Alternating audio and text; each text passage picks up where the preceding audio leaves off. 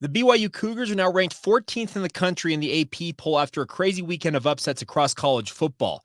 How good is this BYU football team? There are many who believe BYU is lucky. There are others who think they are legit. I think this upcoming stretch of games will prove which party is right.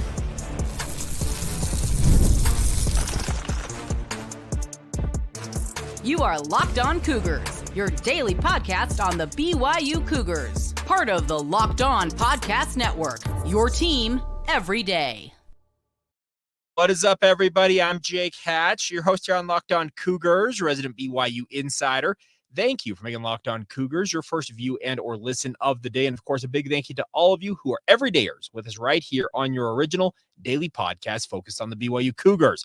Today's show is brought to you by our friends over at Game Time. Download the Game Time app today, create an account, and use the promo code LOCKEDONCollege for $20 off your first purchase.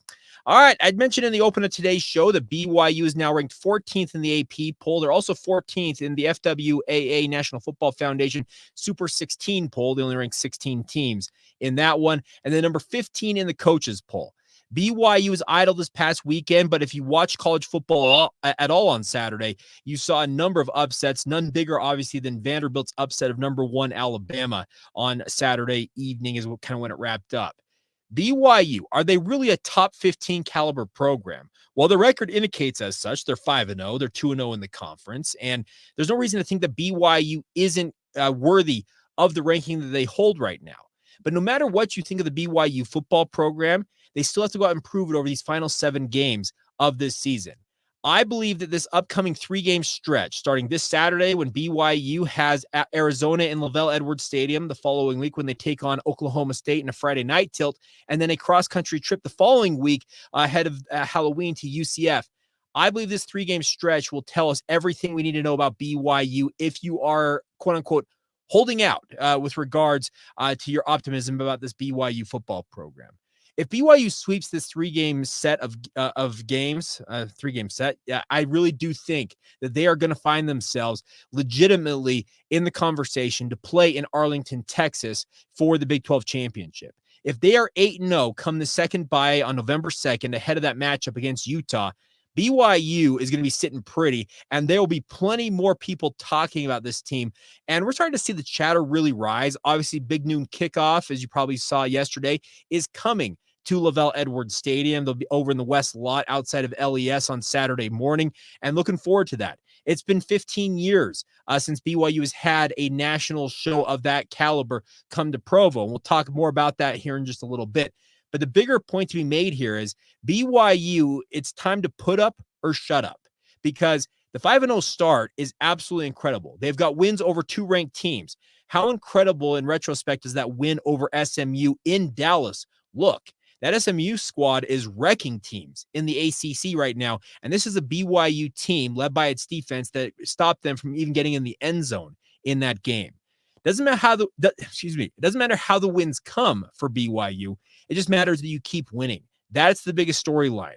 I had a couple of you tweet at us over the weekend that, hey, Jake, remember the last time that Vanderbilt upset or took down Alabama? It happened to be some year in 1984. What happened that season? Well, we all know BYU ran the table and won a national championship. I'm not saying it couldn't be done 40 years later, but BYU, their whole mentality inside that football program, and I'm assuming that Connor Pay, when he joins us, will echo this similar type of refrain.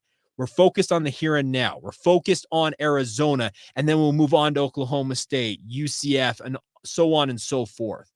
That's the only thing. I mean, the only thing BYU has to do right now is focus on what's in front of them. And this week, it's the Arizona Wildcats. The Arizona Wildcats came up short after kind of laying an egg early on in their matchup against Texas Tech on Saturday. And you can guarantee they are planning on making a return trip to the Beehive State for the second time in 3 weeks and planning on walking out of the Beehive State with another W. Remember, they went up there and beat Utah 2 weeks ago and left a really sour taste in the mouths of Ute fans. You don't want to have that happen this Saturday, because if that happens, I think a lot of the petals come off the flower that a lot of people are starting to give to BYU, and they have to focus on this. This Arizona team has got a lot of talent. Noah Fafita is a fantastic quarterback. Tataroa McMillan is an incredible wide receiver, one of, I think, the top 5 receivers in the college game today. Very, very likely to be a high draft pick. They've got Takario Davis, who's a standout cornerback, who's likely to be a first-round pick at cornerback. He'll be locking up either Darius Lassiter or Chase Roberts, and either one of those, if not both of them, will do well to get, I think, more than 5 receptions in this upcoming game against a guy of his caliber. So there is a lot riding on the here and now for BYU, because even if you look at all the different odds makers out there, our friends at FanDuel had it open up at 3 points. So essentially, the old adage is if it's a pick 'em in college football in a betting sense, they usually give the home team 3 points. So they believe this is going to come down to a very back and forth affair between Arizona and BYU. Some of you might be thinking, well, Arizona's 3-2, Jake. Yeah, they are 3-2. But they have proven that they can go on the road, most notably going to Utah and winning that game and winning it in emphatic fashion against the Utes. They made Isaac Wilson's night miserable in that one. If they can make Jake Retzlaff's night miserable defensively on Saturday night, but afternoon on Saturday, that's going to leave a sour taste in the mouths of all Cougar fans. So I really look forward to this upcoming stretch of games because, once again, I really do think it's the prove it time for the BYU football program.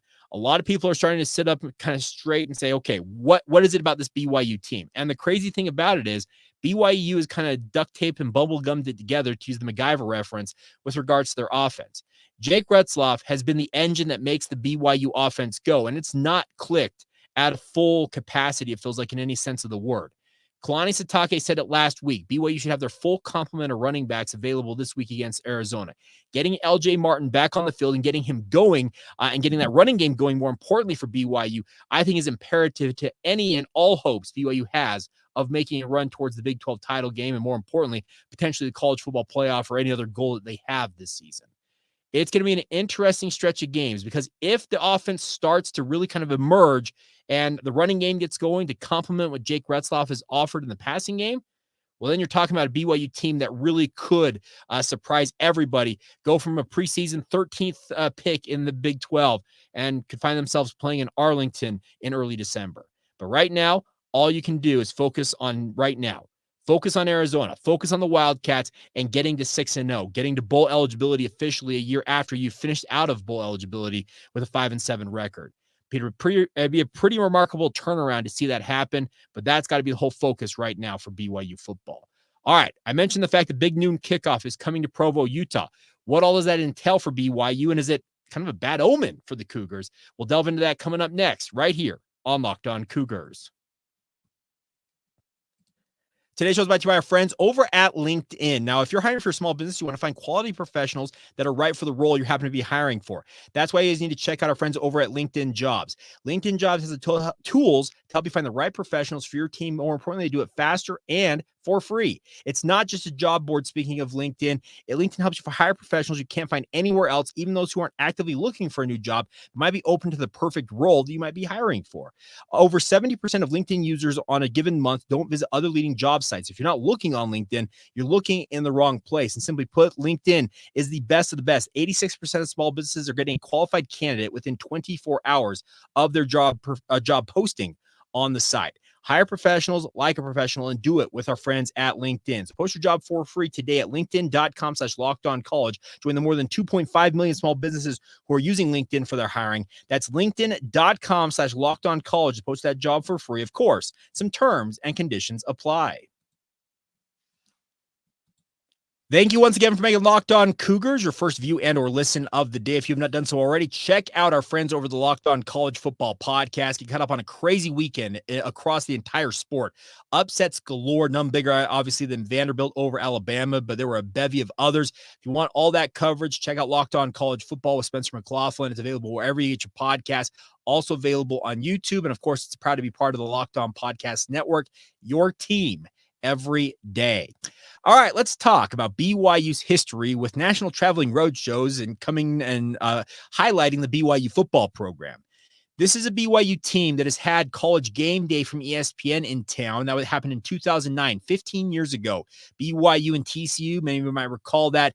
They were parked out there on the west side of Lavelle Edwards Stadium. Lavelle Edwards showed up, the late Lavelle Edwards, and when Lee Corso put on the Super Frog head, Lavelle took the Cosmo head and put it on, and him and Lee Corso, old buddies, were kind of going back and forth on that one.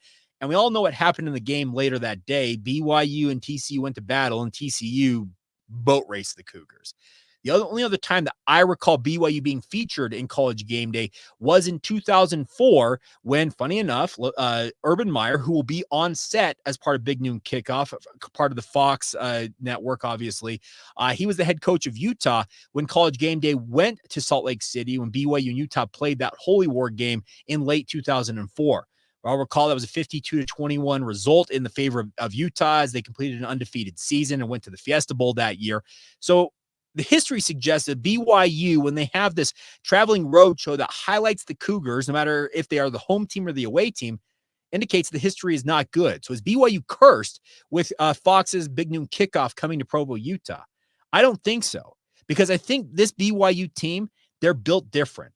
I understand that the glare of the national media is going to be spotlight on Provo, Utah, because when you have all these guys that are a part of this traveling road show, Rob Stone obviously hosts it. You've got Urban Meyer. And by the way, my number one question, and I don't anticipate this taking very long to find out the answer for, is will Urban Meyer refer to BYU as BYU, or is he going to continue his old ways of calling them TDS, the team down south? Remember, he started that way back when he was at Utah, and the Utes have carried that on for the past 20 years.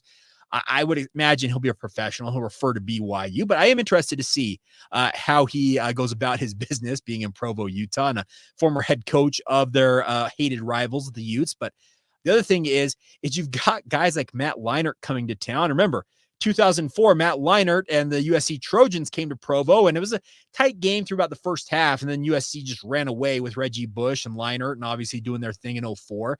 Then you also have Brady Quinn, the former quarterback for the Notre Dame Fighting Irish. Remember, they started that 2004 season with Brady Quinn and Notre Dame at BYU. Remember, Todd Watkins and Austin Collie put on a show with Matt Barry at quarterback and upset the vaunted Notre Dame Fighting Irish in that one. So there's a lot of connections between this show, just the history of BYU and the main attractions, as you were with regards to who's on the show. But I look at this and say the BYU, if they really want to put themselves on the national landscape and show that they are to be a team that should be talked about, go out and win this game. I already talked about it. The national the gamblers, for lack of a better term, the odds makers. That's what I'm trying to say. The odds makers is the word I was looking for. They have BYU as a narrow favorite, 3 to 3.5 points, maybe 4 points at the most in some sports books. But that indicates that the national media expect this game, and the odds makers in Vegas, etc., expect this game to be a very tight one and an entertaining affair. That obviously gives BYU a major opportunity. You're on Big Fox. Damon Heward and Jason Benetti will be on the call. So, not Damon Heward, Brock Heward, his brother, will be on the call of this one. But I look at this whole setup for BYU, and I can't help but wonder, will BYU be able to kind of ignore all of the stuff going on around this? Big Noon Kickoff is going to have a bevy of fans out there in the west parking lot of Lavelle Edwards Stadium early Saturday morning. I believe that it's going to open up at 5:30 Mountain Time, I believe, is when the gates will open for fans to get in there. And then the show kicks off at 8 o'clock, 8 a.m. It goes through 10. And obviously then at 2 o'clock, BYU and Arizona do battle. But come 6 p.m., 6:30 p.m. at the very latest on Saturday night, we'll know if BYU is able to absorb everything that this entails. Speaking of Big Noon Kickoff and the national spotlight that's coming, I look forward to this because I expect the BYU Cougars to embrace everything that's about this. And I look forward to talking to Connor Pay and get his thoughts on the fact that you're going to have a national traveling road show that covers the entire sport, picking little old Provo, Utah to come and highlight BYU when they take on Arizona. I am interested to see what his mentality on this. I can say, I'm going to use a spoiler alert real quick. I expect that Connor will say, no change. I think that he will understand what all it entails, but at the same time, he knows what's at stake for this BYU football program. So I look forward to this. I don't think there's necessarily a curse with BYU and College Game Day because there's been so little of it in terms of the history of BYU football. But I understand if you look back at it, yeah, they've gotten beat. They've been beat when these shows have come to Provo. The other thing about it is I remember that 09 one. I remember BYU and TCU squaring off. It was an incredible environment. They had it perched out there in the West parking lot. Chris Fowler was out there at the time. Then you had Lee Corso decided to put on the Super Frog head from TCU. And Lavelle Edwards, who was the guest picker that day, was awesome.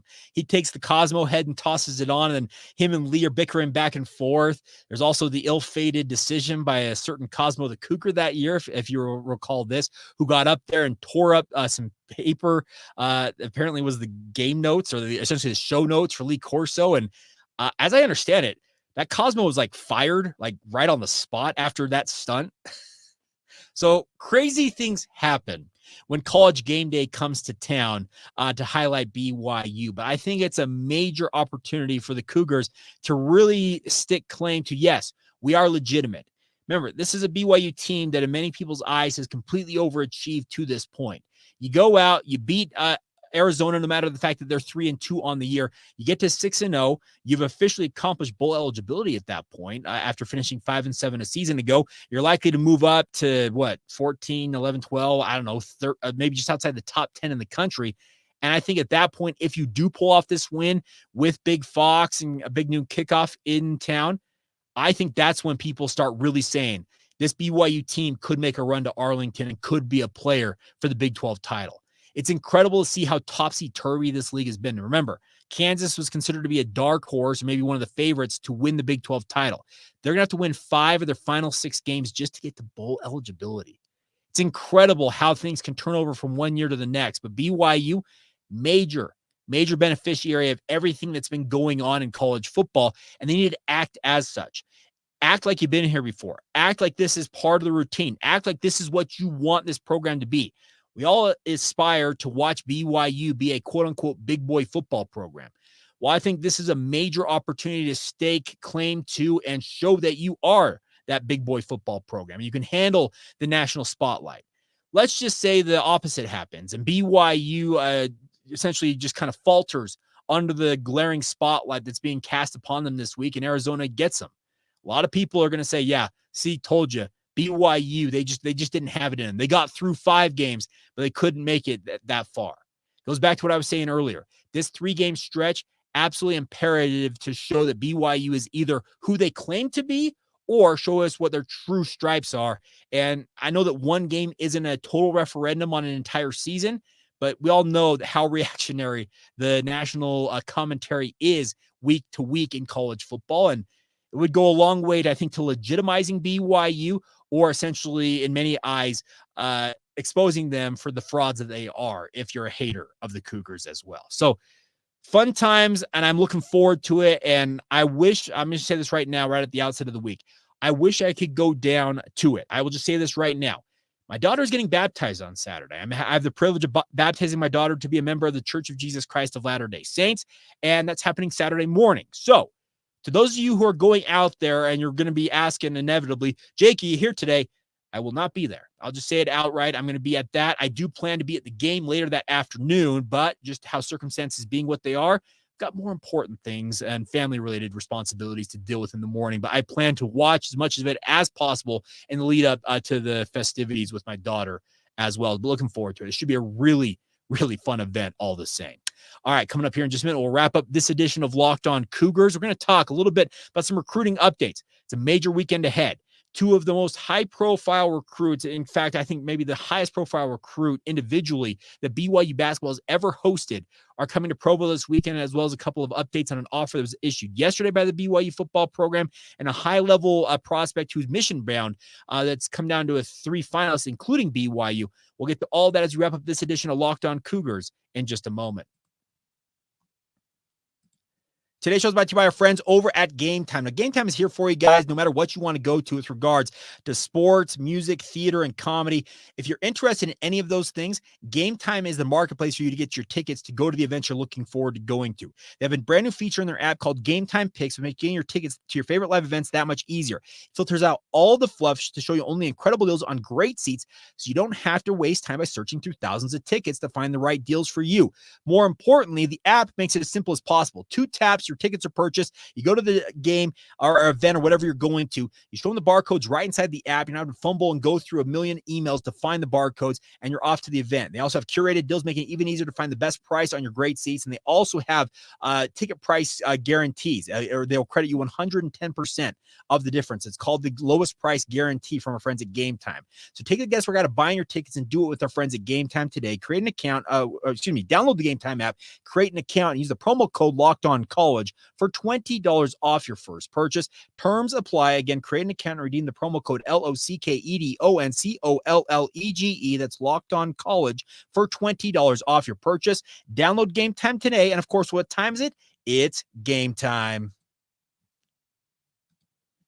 Thank you once again for making Locked On Cougars your first view and or listen of the day. If you have not done so already, what are you waiting for? Join the Locked On Cougars Insider Group and get the inside scoop on all things BYU, courtesy of myself, sending you text messages, updating you on everything I'm hearing about BYU. If you want to join us today, get a 14-day free trial. Click the link in the show notes below. Join us today, and it's just $5 a month afterwards. Like I said, you're getting the inside scoop of everything I'm hearing with regards to BYU football and also BYU basketball, not too far off from beginning as well. All right. Huge week ahead for BYU in the recruiting front. As we all know, Dybantsa, the top-rated recruit in the upcoming recruiting cycle in college basketball, is slated to make an official visit to Provo, Utah. The Utah Prep Academy star is going to be joined by his teammate, Mandiquit, a 4-star prospect in his own right. And these are two high-profile athletes, and you can guarantee they will be on hand at LaVell Edwards Stadium to take in the festivities around LaVell Edwards Stadium, BYU basketball game days, I guess in this case, BYU football game days, but getting a sense of what the Marriott Center will all entail this winter, and just getting a sense for what the university offers. Dybantsa, in some people's eyes, is like the BYU is the favorite to land him. And I think this could go a long way, obviously, to solidifying him saying, you know what, BYU is where I want to go. And I want to spurn a lot of big name programs out there and pick the Cougars. But likewise, if you have a poor showing on the field, he could think, okay, maybe BYU is not necessarily for me. And that's not, I don't think that one football game is going to persuade or dissuade him ultimately from where he picks. But I think a raucous environment, a fun game, a win for BYU, I think it would go a long way to showing him, okay, Cougar fans are legit. BYU is an absolutely legitimate powerhouse when it comes to college sports. And I think that would go a long way to helping him and potentially Mandiquit decide, you know what, let's take let's go 3 hours north from where we're playing right now, speaking of Utah Prep Academy, down there in Hurricane, and let's call Provo, Utah home for our collegiate careers. There's still a long ways to go in that recruiting, but it's a big week on that front. Also, BYU is continuing to look to the future. Remember, you have a number of wide receivers this year that are likely to move on. Darius Lassiter is out of eligibility. I would imagine that Chase Roberts and or Cody Epps are probably likely to move on after this year, if not both of them, just due to the fact that they've been in the program for 5 years at this point. And you always got to look at the future. And BYU, I think, is already doing that by offering Ibrahim Barry. He's a scholarship recipient or offer recipient from BYU, and he got that offer yesterday.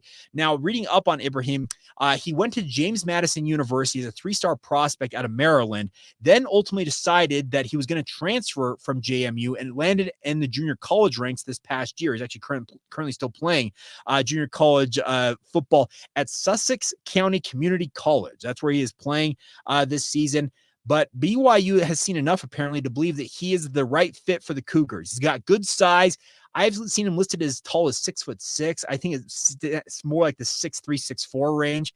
But this is a kid, you can tell if you look at his film, he's got some nice talent to him. And BYU doesn't offer without looking at all the things that entailed in this in terms of academics, understanding what his situation is like. I was reading on an interview he did with fifthquarter.com saying that he had some mental health concerns during his freshman campaign with JMU and decided, you know what, I need to go and figure things out. Ultimately landed in the junior college ranks. But he did say this about his game. He says, my favorite, excuse me, my apologies. He says this, with regards to what he wants to do with football, he says, I am a monster when it comes to the 50-50 bowl. I like to go up and win that.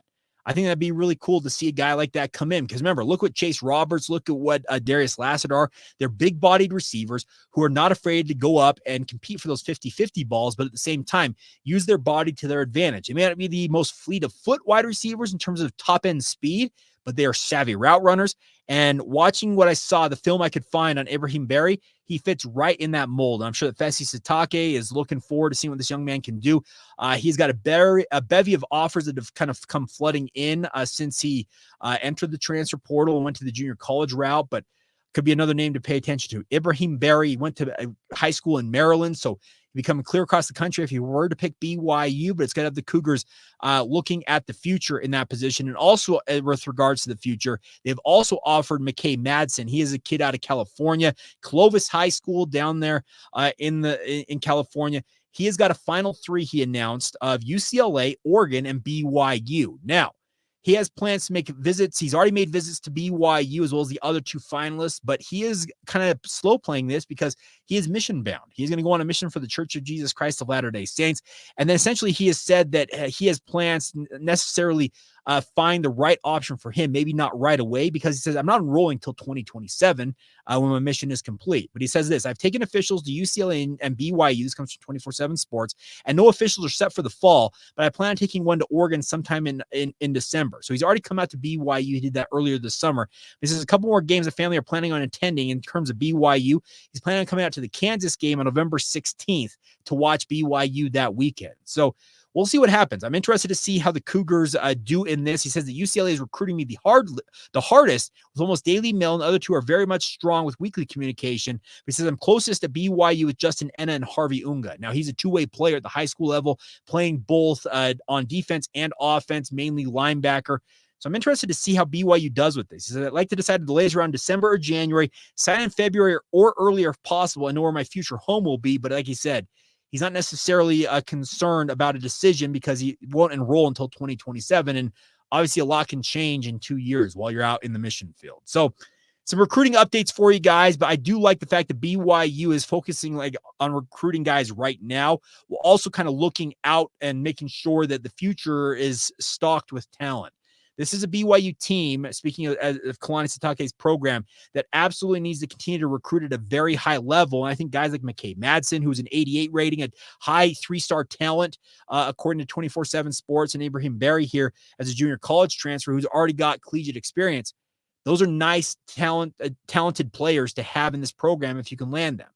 I expect we'll start to see more and more offers start to kind of churn out here in the couple of months leading up to the early signing window. But at the same time, the transfer portal is going to start spinning in not too long. So there's going to be a lot coming on the recruiting front for BYU. And I hope that they're ready to capitalize on all of it, because if they're not, well, that's when you should have some concerns that maybe BYU isn't taking it as serious as they need to.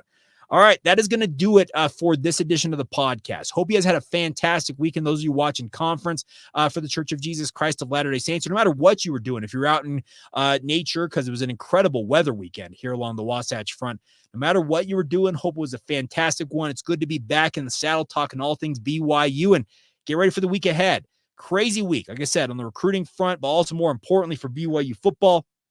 They have got a major opportunity lying in front of them. We'll break it all down all week long and obviously have you covered top to bottom. We'll also talk BYU basketball, blue and white game Wednesday night. So looking forward to that as well. So plenty to cover and plenty to talk about here on the podcast. So as always, thank you once again for making Locked On Cougars your first view and or listen of the day. And as always, thank you to all of you who are everydayers with us as well right here on the Locked On Cougars podcast.